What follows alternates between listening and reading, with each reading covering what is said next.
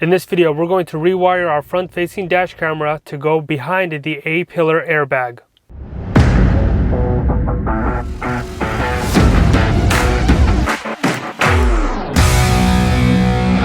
In a previous video, I showed you how to wire a front-facing dash cam up the headliner, down the A pillar, and to your fuse box or to your USB ports under your climate controls. In that video, I showed how to go over the airbag and down the weather strip to your location. And a lot of people were a little concerned that that could restrict the deployment of the airbag. I do not believe that could be possible because we're talking about a very thin piece of wire going over the airbag, and that thin piece of wire would be obliterated in the deployment of a 2000 psi airbag system. But if you want to do it properly, which okay, I will recommend, you do need to use more tools because we need to remove the A pillar, send the wire down the window, around the airbag, and then down to your fuse box or to your climate controls USB port. Going this route is you need a special tool to sort of reinstall the trim clips, which you can do with a Phillips screwdriver, but okay, we'll see when we get there. I'm only going to do this for the driver's side A pillar. It is the same procedure for the passenger side. I just happen to be sitting here and the lighting is going to be better in this direction. So we're going to remove this A pillar and show you how the wiring would go. I am not going to go into how to connect it to the fuse box in the cabin or how to go behind the glove box and into the USB port under the climate controls. You can watch the other dash cam video for that instructions, and you can watch my video on how to add a fuse properly for those instructions as well. In order to wire the dash cam safely, you're going to first install the dash cam onto the window in a location that is out of your visibility while driving so it doesn't distract you. But you want the camera of the dash cam to be within where the wipers go so that it doesn't get obstructed by raindrops or debris. So just make sure it's low enough so that the windshield wipers can make it visible, but also not in your driving line of sight so that it doesn't distract you. Once you have that located, you're going to run the wire up in the headliner, just stuff it behind the headliner and drag it all the way across until you get to the A pillar, which is now where I'm going to cover how to install it or how to run the wire behind the airbag and not cross over the airbag and down the weather strip, which is what I did in the previous video, which is what I believe is not going to be an issue for the airbag, but okay, let's do it properly. So in order to do this, we're going to start by removing the weather strip so that we can have better grip of the A pillar cover. We're going to pull it out. There are two trim clips. One is located up over here and one is located somewhere in the middle that we need to free up. And then once we have it free, we are going to use a flathead screwdriver to release it. You do not need some fancy tools. We're going to use a flathead to show you exactly how that is done. So let's start by removing the weather strip, which I'm simply just going to pull on. You also want to make sure your hands are clean because you might be touching the headliner, which is made out of fabric, and you could stain it or get it dirty, and cleaning the headliner is going to be a pain. So just make sure your hands are clean before you do this. We're going to go over here and we're going to pull on it until the top trim clip is released. And you don't want to push so hard in here because you might crush the headliner. So I'm using a lot more force pulling it forward and trying to get some more grip behind here. I do need two hands to do this, so I'm going to put my phone down.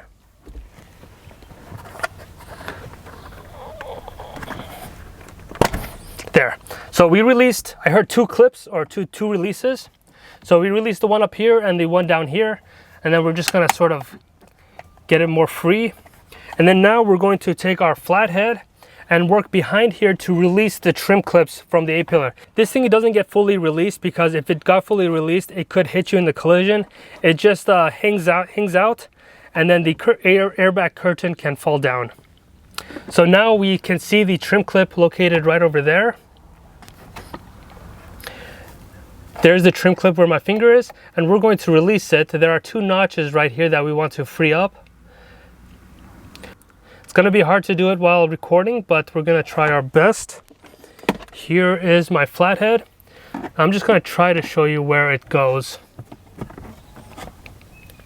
Yeah, you might be able to see it there. Basically, we're going to push on this to release it, and then we're going to do the same thingy on the other side.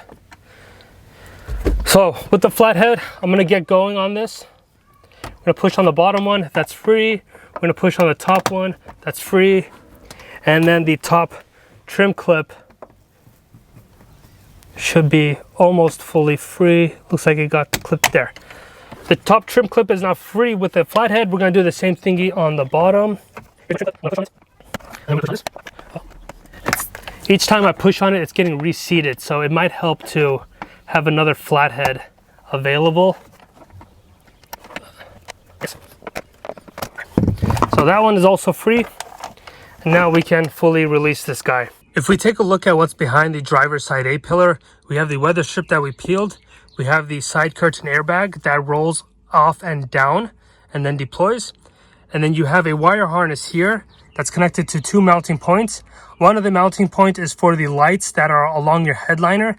This is your vanity, this is your map, this is your dome light that's over there in the back above the rear seats. And then the other one is if you're equipped with sunroof, it is for the sunroof of your RAV4 to power this whole mechanism over here.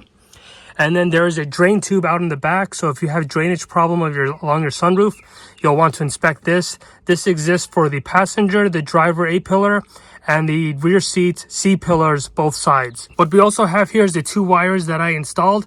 One is for the front-facing dash cam. The other is for the rear-facing dash cam. Both of these wires I had set up when I had the headliner completely removed. They run along the headliner. They come behind the A-pillar, and by behind I mean it's not in the way of the A-pillar from rolling down. It's on top. I have it wrapped along the wire harness of the RAV4, and then it travels down along the weather strip into my fuse box. If you want to have your dash cam go into the center console over here, you'll want to go through the passenger side A-pillar. So you'll remove this. You'll have an A-pillar side curtain airbag. You'll have a couple wires over here for the antenna and the satellite radio if you're equipped with that. So the wires go from the head unit up the passenger A-pillar to the shark fin on top of the RAV4. You'll want to run along those wires to go down the weather strip, behind the glove box, and into the USB port or the 12-volt port over here under the climate controls. If you are a victim of a wet headliner due to the crossbars or rails on the RAV4 being failing on you, your airbags over here are what's going to get wet. So you do need to make sure your dealership does evaluate these airbags. I doubt they're even competent enough to understand airbags. They're just normal technicians, but hopefully somebody will look at this and go, okay, yes, this needs to be replaced, or you should do a self-evaluation yourself. If we look at the A-pillar, this is the top trim clip, and this is the middle trim clip. Then this is the bottom where it makes contact with your dashboard speaker area. The top trim clip goes into this hole right up over here, and then the other trim clip goes over here.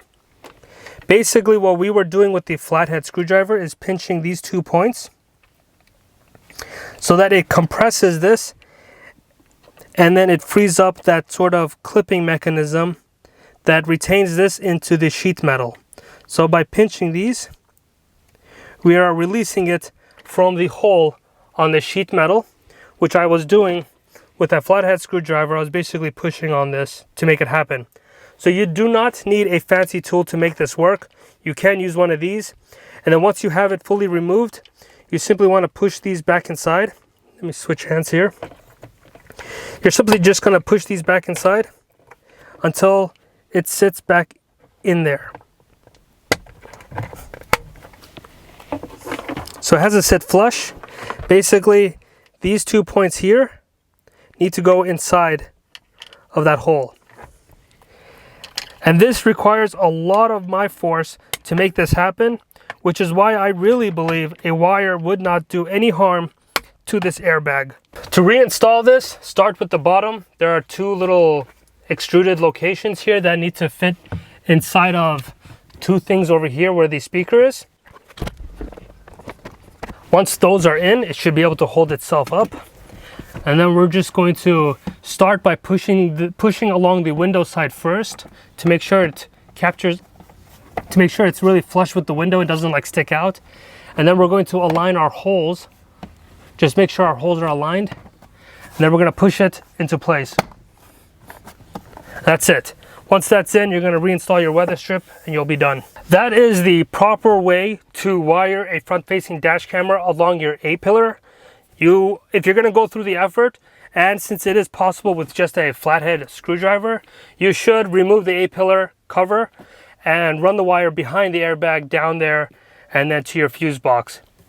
I do recommend going to the fuse box. It's just a lot more clutter free, and if you want to watch that video, go to my add a fuse video for that, or watch the previous video where I installed the dash cam the incorrect way. So they're both there. I'll leave a link in the description section. When it comes to a dash cam, I use a very basic, simple, low profile one that kind of sits flush with the window so that it is out of my sight when I drive.